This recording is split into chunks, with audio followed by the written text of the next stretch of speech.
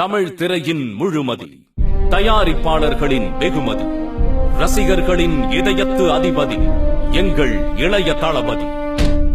1984 விஜய் எனும் பெயர் வெற்றியில் பதிவானது. அன்று தொடங்கிய தனது தீராத சினிமா வேள்வியை அண்ணாமலை வசனம் பேசி தந்தையின் முன் வெளிப்படுத்தினார். இதற்கான விடையை நாளைய தீர்ப்பானது. அதன்பின் கிடைத்த கசப்பான விமர்சனங்களை பூவே உனக்காக திரைப்படத்தில் தனது நடிப்பாற்றலை வெளிப்படுத்தி உடைத்தெறிந்தார்.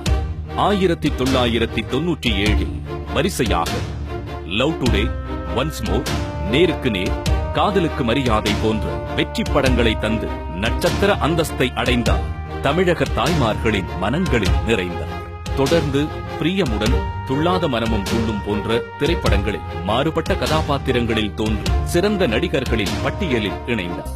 பிறகு குஷி, பிரியமானவளே, ஃப்ரெண்ட்ஸ், ஷாஜகான் போன்ற முத்திரை படங்கள் தந்து காதல் நாயகனாய் வலம் வந்தார். அது முதல் ரசிகர்கள் இவரை பற்றிக் கொண்டதா, வெற்றிகள் இவரை தொற்றிக் கொண்டது.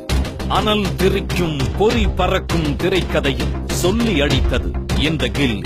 பிறகு அதிரும் வசனங்களுடன் அடுக்கடுக்கான சண்டை காட்சிகளால் உறுதியானது போக்கிரியின் வெற்றி. பிரம்மாண்ட இயக்குனருக்கு இவரை பிடித்தது. அது நண்பனாய் உருவெடுத்தது. அதில் விஜய் அவர்கள் யதார்த்தமாய் நடித்தது.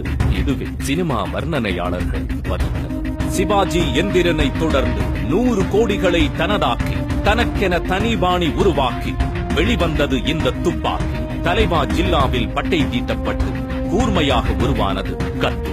விஜயின் கிளாஸும் முருகதாசும் இணைந்தாலே அது மாஸ். இந்த புலி பசித்தாலும் புல்லை தின்னாது, மீண்டெழும்.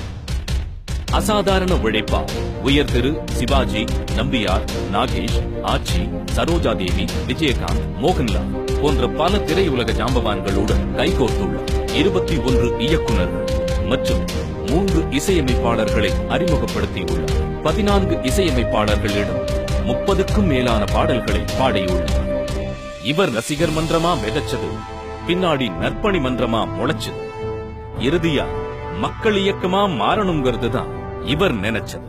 இலங்கை தன் இன பிரச்சனைக்காக குரல் கொடுத்ததோடு இல்லாமல் தன் ரசிகர்கள் மூலம் 1 லட்சம் தந்தி பிரதமர் அலுவலகம் சென்றடையும்படி செய்தார். மக்களின் இதய தளபதியார். இவருடைய கூர்மையான நேர்மையையும் சமுதாய பார்வையையும் மதித்து டாக்டர் பட்டம் அளித்து கௌரவப்படுத்தினார். இதோடு இல்லாமல் தபால் தலை வெளியீட்டு விழாவிற்கு அழைத்து கௌரவப்படுத்தியது. தசாவதாரம் இசை வெளியீட்டு விழாவில் ஜாக்கி சான், அமிதாப் பச்சன் போன்ற சிறப்பு விருந்தினர்கள் பட்டியலில் இவரையும் இணைத்தது. சிஎஸ்கே பிராண்ட் அம்பாசிடராக நியமித்தது போன்ற பல நிகழ்வுகளில் இவரை கௌரவப்படுத்தியுள்ளது. பல கோடி ரசிகர் படையாளும் தமிழ் சினிமாவின் தனி அடையாளம் எங்கள் விஜய் அவர்கள்.